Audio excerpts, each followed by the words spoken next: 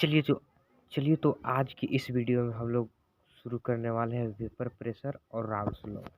पिछले वाले वीडियो जो था पिछले वाले वीडियो में हम लोग हेनरी लॉ के बारे में पढ़े हुए थे। हेनरी लॉ क्या होता है। अब इस वीडियो में हम लोग पढ़ेंगे वेपर प्रेशर, और वेपर प्रेशर से रिलेटेड है राउल्स लॉ। तो राउल्स लॉ को पढ़ेंगे कि वेपर प्रेशर से कैसे रिलेटेड है राउल्स लॉ। तो चलिए वीडियो को शुरू करते हैं।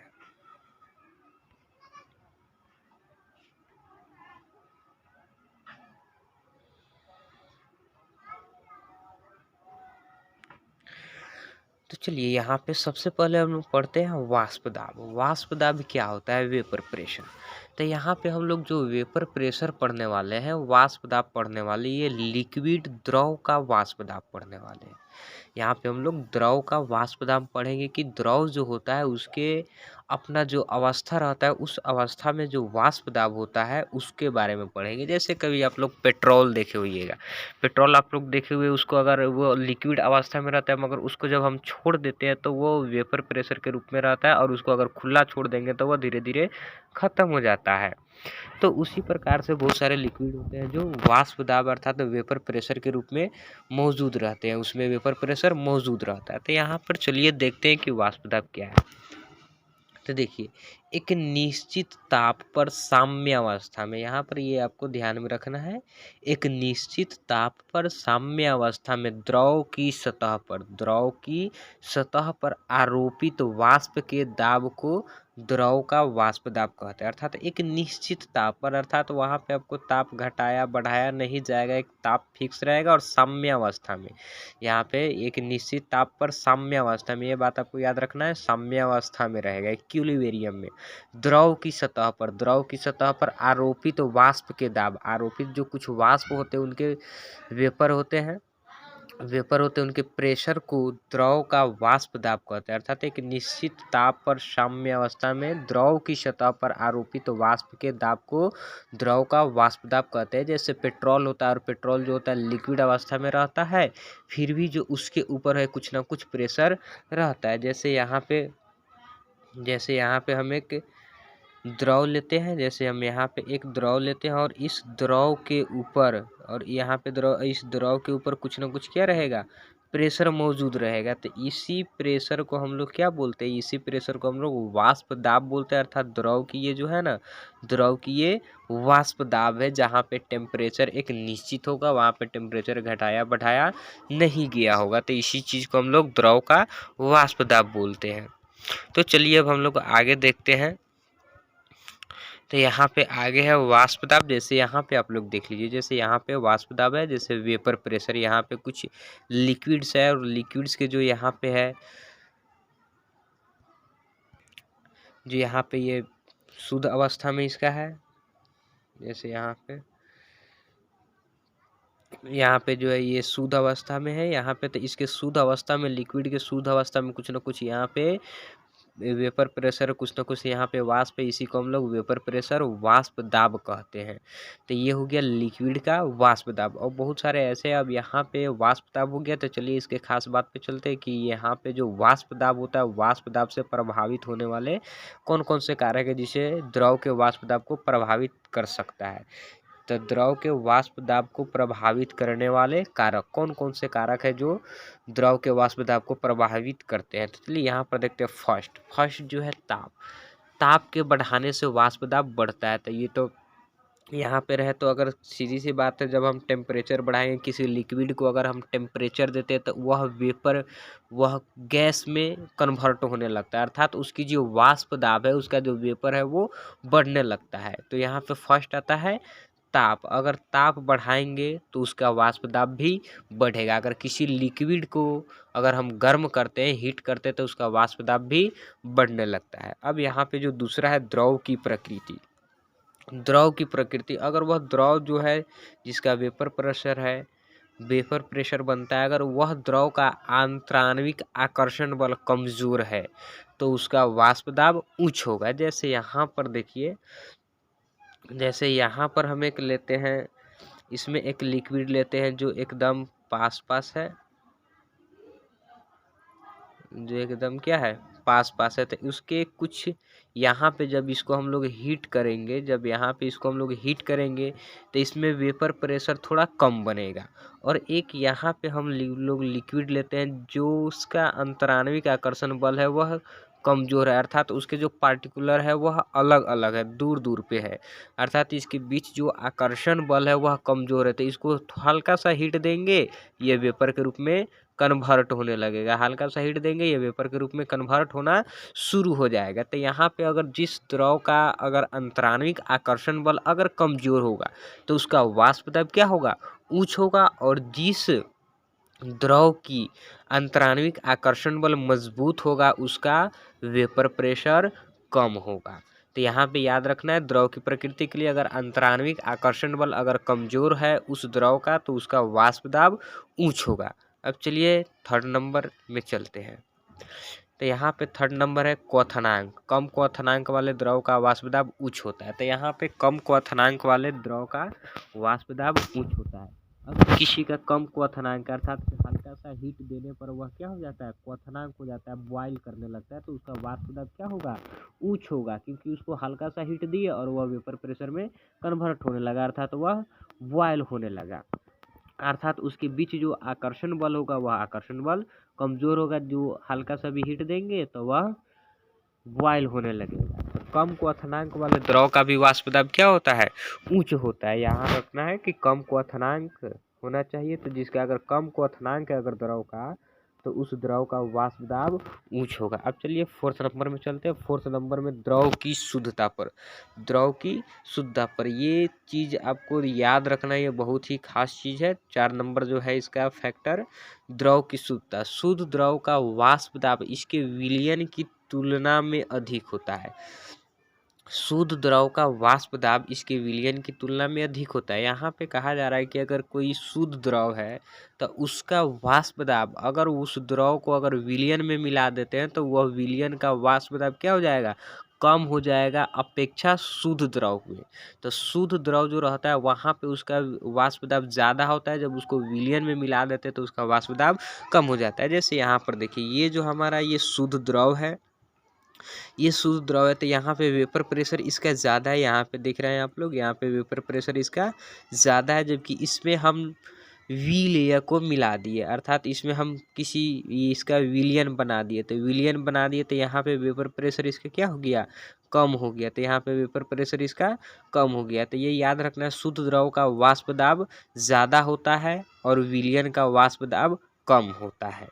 तो चलिए यहाँ पर जो था वेपर प्रेशर हम लोग जान गए कि वेपर प्रेशर क्या होता है, वेपर प्रेशर को कौन कौन से कारक जो है इसको इफेक्टिव करते हैं। और अब चलते हैं, अब जो खास बात है यही वेपर प्रेशर के ऊपर, इसी वेपर प्रेशर के ऊपर राउल्स ने अपना एक नियम दिया। तो चलिए राउल्स के नियम को अब हम लोग पढ़ते हैं। तो यहाँ पर देखिए राउल्ट नियम है, तो राउल्ट नियम के लिए यहाँ पर जो है कह रहा है, राउल्ट ने विलयन के घटकों के, घटक कहा जाए तो विलेय और विलायक के वाष्प दाब एवं मोल प्रभाज के बीच, यहाँ पर ये चीज़ आपको ध्यान में रखना, ये वाष्प दाब और मोल प्रभाज के बीच संबंध स्थापित किया।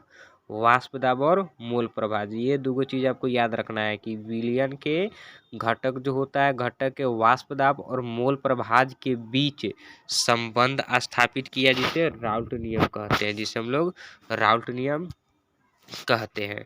तो इसके अनुसार वाष्पशील द्रव, वाष्पशील जो वोलाटाइल हो, जो वेपर यानी वैसा लिक्विड जो क्या होता हो, जिसमें प्रेशर हो, वेपर हो, वाष्पशील द्रव एक विलयन के लिए, वाष्पशील द्रव एक विलयन के लिए प्रत्येक अवयव का, अर्थात उसमें जितने भी सारे अवयव होंगे विलेय और विलायक दोनों का आंशिक दाब उनके मूल अंश के क्या होते हैं, समानुपाती होते हैं, अर्थात जितने भी विलेय है, जितने भी विलायक है, दोनों के आंशिक दाब वो अपने मूल अंश के क्या होते हैं, समानुपाती होते हैं। तो यहाँ पर देखिए वाष्पशील द्रव के लिए ये है। तो यहाँ पर जो राउल्ट नियम ने है, तो राउल्ट नियम ने यहाँ पे कहा कि वाष्पशील द्रव के विलयन के लिए प्रत्येक अवयव का आंशिक दाब उनके मूल अंश के समानुपाती होते थे। राउल्ट ने अपना एक्सपेरिमेंट जो किए वह दो गो चीज़ को लेकर के लिए, ये अपना दो गो केस में एक्सपेरिमेंट किए। फर्स्ट जो केस था, फर्स्ट केस था तो फर्स्ट केस यहाँ पे हम लोग देखते हैं। फर्स्ट जो केस था वो था वाष्पशील विलेय प्लस वाष्पशील विलायक। वाष्पशील विलेय और वाष्पशील विलायक को मिला करके विलियन बनाया गया था, अर्थात दोनों वोलेटाइल सॉल्यूट था और वोलेटाइल सॉल्वेंट था और यहाँ पे सोल्यूशन बनाया गया।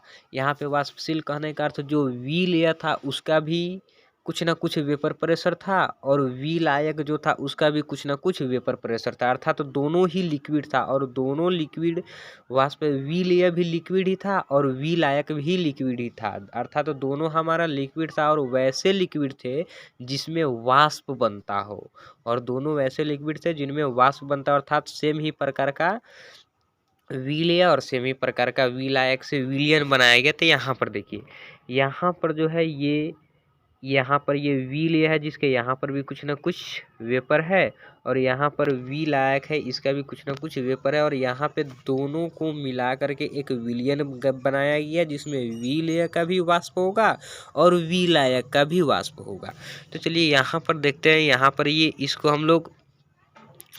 इसको जो है हम लोग विलेय ए मान लेते हैं, अर्थात ये हमारा विलेय है जिसका नाम हम लोग ए दे दिए और यहाँ पर इसके जो शुद्ध अवस्था में जो प्रेशर है इसको हम लोग PA0 मान लेते हैं।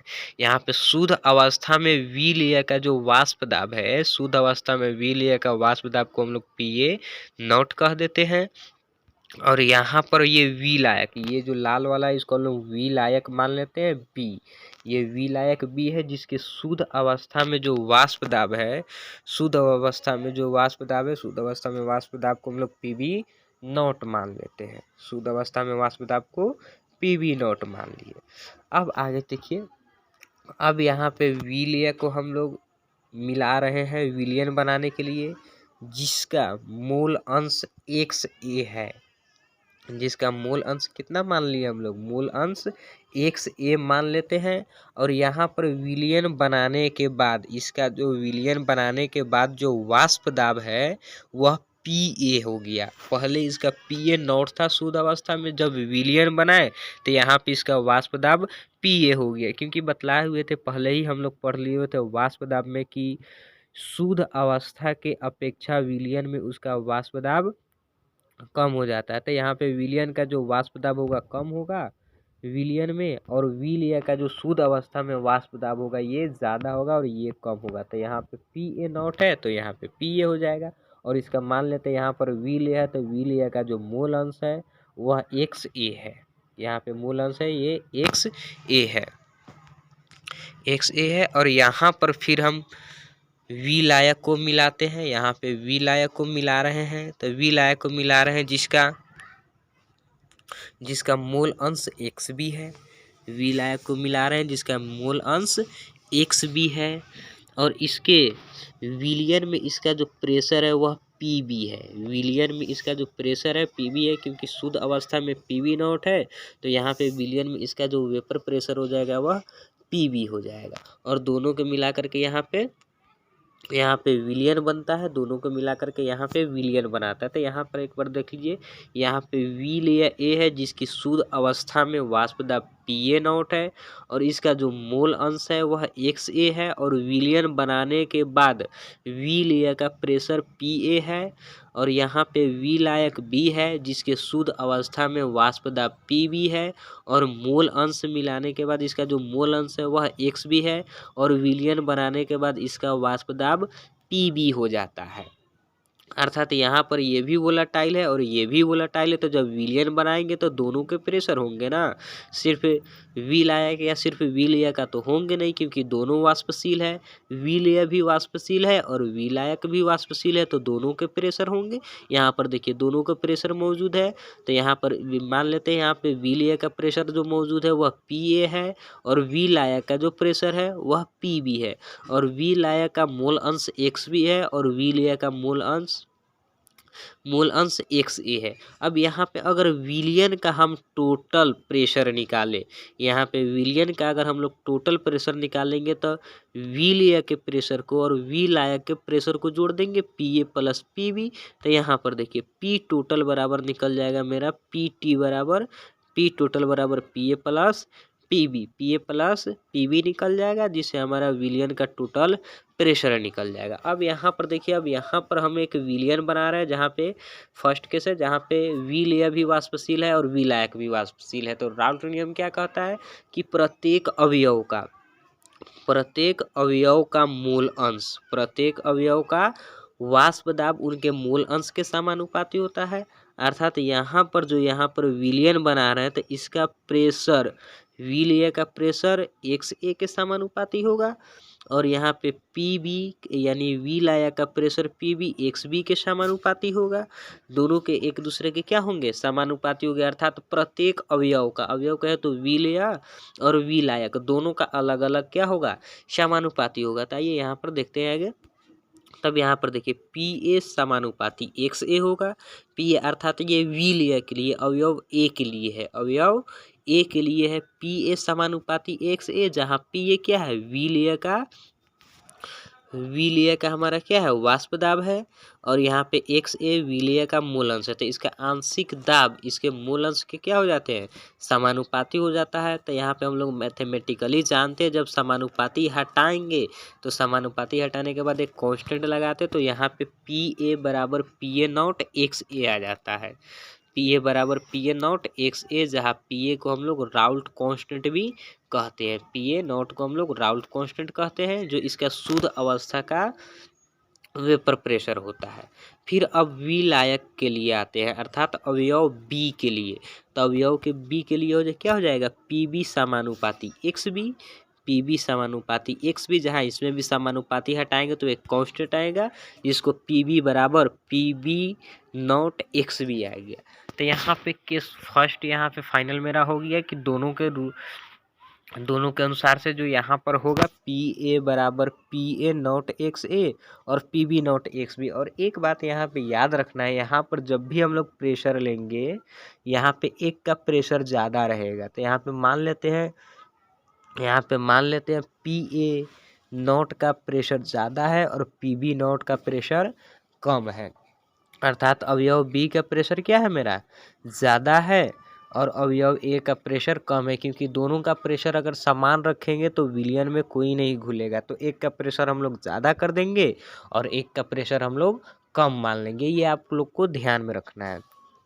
तो यहाँ पे हम मान लेते PA नॉट जो है ये प्रेशर इसका ज़्यादा है, अर्थात अवयव A का प्रेशर ज़्यादा है और अवयव B का प्रेशर कम है। अब यहाँ पे फाइनल हमको अगर P टोटल निकालना है, अर्थात विलियन में टोटल प्रेशर कितना है, टोटल प्रेशर निकालना है, तो यहाँ पे PA प्लस PB जोड़ देंगे। तो यहाँ पे PA का भी वैल्यू निकल गया और PB का भी वैल्यू निकल गया। PA का वैल्यू है PA नॉट XA और PB का वैल्यू है PB नॉट XB। तो चलिए यहाँ पे हम लोग P टोटल निकालते हैं।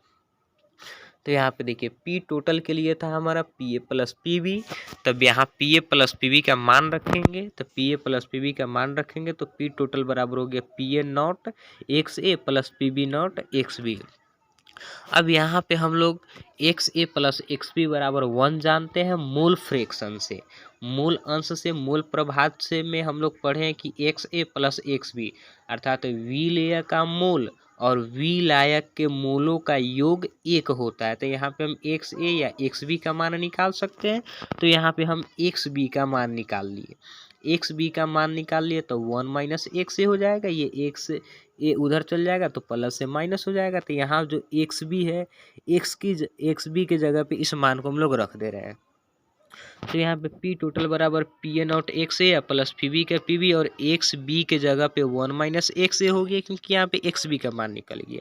अब PB नॉट A को ये दोनों में हम लोग गुना करा देते हैं, PB नॉट को एक में भी और XA में भी हम लोग गुना करा देते हैं। तो फाइनली यहाँ पे जब हम लोग गुना कराएंगे P टोटल बराबर तो PN नॉट A XA अब प्लस PB नॉट, इसमें में गुना कराएंगे तो PB नॉट हो जाएगा, अब माइनस प्लस माइनस माइनस और PB नॉट XA हो जाएगा।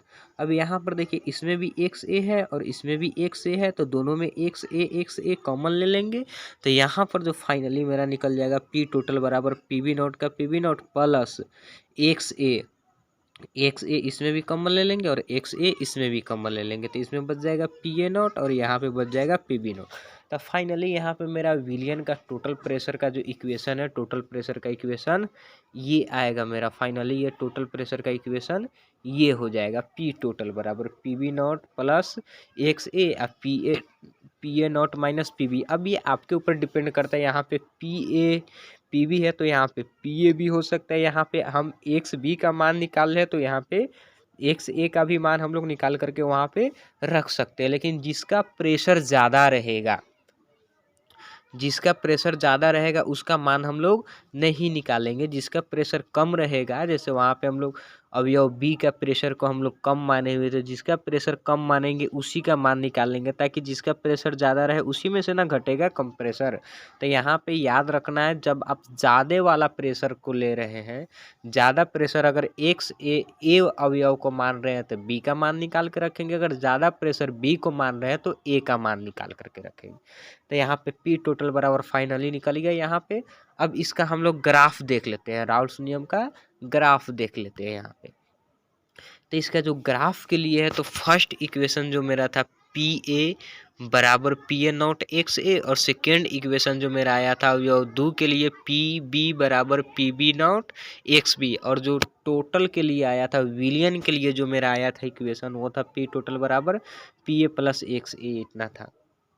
तो यहाँ पर ये जो फर्स्ट वाला है पी ए बराबर एक्स पी, तो पी ए जो हम लोग हेनरी नियम में निकाले हुए थे, तो इसको हम लोग मान सकते हैं पी को मान लिए वाई, और पी ए हो गया हमारा एम, और यहाँ पे एक्स ए हो गया हमारा एक्स, अर्थात जो मोल फ्रैक्शन है उसको एक्स मान लेंगे। फिर सेम टू सेम यहाँ पे पी बी वाला में वही हो जाएगा, वाई बराबर एम एक्स, दोनों एक ही तरीका के है। यहाँ पे पी बी को हम मान लेंगे वाई, अब बराबर ये हो जाएगा एम और ये हो जाएगा एक्स। और यहाँ पे पी टोटल के लिए देखिए, तो पी टोटल के लिए ये हमारा यहाँ पे हो गया वाई हो गया, ठीक है, ये हमारा हुआ वाई हो गया, और ये जो पी है इसको हम मान लेते हैं एम, और प्लस यहाँ पे जो है P A not minus P B not को हम मान लेते हैं सी, और यहाँ पे एक्स ए का हो जाएगा एक्स, अर्थात ये हो जाएगा वाई बराबर एम, y बराबर यहाँ पे हो गया m प्लस सी एक्स के रूप में हो जाएगा। तो ये इस प्रकार से हो गया। तो यहाँ पर देखिए इसका जो हम लोग इक्वेशन निकालेंगे, तो ये y बराबर एम एक्स, यहाँ पर भी y बराबर एम एक्स, दोनों इक्वेशन सेम ही है। यहाँ पर ये चीज़ को देखिए, तो यहाँ पर देखिए इसका हम लोग इक्वेशन निकालते हैं, जैसे यहाँ पे ऐसे हम लोग मान लेते हैं, यहाँ पे ऐसे मान लेते हैं, तो ये इधर x होगा और इधर y होगा, इधर y होगा, तो y के तरफ क्या होगा हमारा प्रेशर, और एक्स के तरफ होगा एक्स ए के तरफ होगा हमारा मोल फ्रैक्शन। तो यहाँ पे होगा मोल फ्रैक्शन। तो यहाँ पे फाइनली अगर हम लोग निकालते हैं, यहाँ पे ये जीरो होगा, तो यहाँ पे पी ए अगर फर्स्ट इक्वेशन के लिए निकालते हैं, फर्स्ट के लिए निकालते हैं, तो यहाँ पे एक्स ए बराबर मानते हैं कि यहाँ पर एक्स ए बराबर 1 है, यहाँ पे एक्स ए बराबर हमारा कितना है 1 है, तो यहाँ पे 0 होगा। तो एक्स ए बराबर 1 रखेंगे, यहाँ पे एक्स ए बराबर 1, तो पी ए बराबर पी ए नॉट आ जाएगा, अर्थात कुछ ना कुछ यहाँ पे मान आएगा। मान लेते हैं यहाँ पे कुछ ना कुछ यहाँ पे हमारा क्या आ गया, मान आ गया यहाँ पर पी ए। तब ये दोनों को मिलाएंगे तो ऐसे मिल जाएगा, ऐसे मिल जाएगा। जो ये पी ए का ग्राफ हो गया, ये किसका हो गया हमारा पी ए का ग्राफ होगा, अर्थात यहाँ पर जो होगा ये पी ए नॉट होगा, यहाँ पर जो होगा ये पी ए नॉट होगा। और इसी पे अब दूसरा के लिए हम लोग बनाते हैं, इसी पे दूसरा के लिए बनाते हैं। तो यहाँ से हम लोग एक घिस देते हैं, ये हमारा वाई एक्सिस हो गया जिस पे प्रेशर होगा, और यहाँ पे एक्स ए बराबर 1 था, तो यहाँ पे हम मान लेते हैं यहाँ पे एक्स बी बराबर 1 है, यहाँ पे एक्स बी बराबर कितना है 1 है यहाँ पे, और यहाँ पे एक्स बी बराबर अब यहाँ पे 0 हो जाएगा, एक्स बी बराबर 0 हो जाएगा। तो यहाँ पे हम एक्स बी बराबर 1 रखते हैं, तो पी बी बराबर पी बी नॉट, तो मान लेते हैं यहाँ पे पी बी बराबर पी बी नॉट यहाँ पे है, तब ये दोनों ऐसे जा करके मिल जाएगा, ये दोनों ऐसे जा करके फाइनली मिल गया यहाँ पर पी बी बराबर पी बी नॉट। तो ये जो इक्वेशन होगा हमारा ये पी ए वाला इक्वेशन होगा, और ये वाला जो इक्वेशन होगा ये पी बी वाला इक्वेशन होगा। अब यहाँ पे पी ए और पी बी को जोड़ देंगे तो पी टोटल निकल जाएगा। पी ए और पी बी को जोड़ देंगे तो यहाँ पे पी टोटल निकल जाएगा। अगर यहाँ पे हम एक्स ए बराबर अगर 1 रखते हैं तो एक्स ए बराबर 1 रखेंगे तो पी बी नॉट से पी बी नॉट कट जाएगा, बच जाएगा सिर्फ पी ए। तो पी टोटल बराबर पी ए बचेगा, पी टोटल बराबर पी ए। फिर एक बार अगर बी के लिए रखेंगे तो यहाँ पे निकल के अर्थात ऐसे इस तरीके से इसका माना जाएगा। तो फाइनली ये मेरा ग्राफ हो गया। चलिए यहाँ पे देख लेते हैं ग्राफ के लिए। तो यहाँ पर देखिए सेम वही ग्राफ है, यहाँ पे आपका सेम वही ग्राफ हो गया। अगर यहाँ पे एक्स ए बराबर 1 लेते हैं, यहाँ पे एक्स ए बराबर 1 लेते हैं तो यहाँ पे पी बी नॉट हो गया, यहाँ पे पी ए नॉट हो गया। इस प्रकार से आप लोग बना सकते हैं। यहाँ पे जो एक्स एक्सिस हो गया इधर मोल फ्रैक्शन हो गया, यहाँ पे वेपर प्रेशर होगा। तो फाइनली यहाँ पे जो राउल्ट नियम का जो फर्स्ट केस था, फर्स्ट केस का ग्राफ भी खत्म हो गया। फर्स्ट केस क्या है वो भी समझ लिए। तो फर्स्ट जो केस है वह उड़नशील द्रव के लिए अर्थात वाष्पशील द्रव के लिए दिया गया। तो सेकेंड वीडियो में हम लोग इसके आगे वाले वीडियो में इसका सेकेंड केस देखेंगे कि सेकेंड केस किस चीज़ के लिए है। तो अगर आपको वीडियो अच्छी लगी हो, समझ में आया हो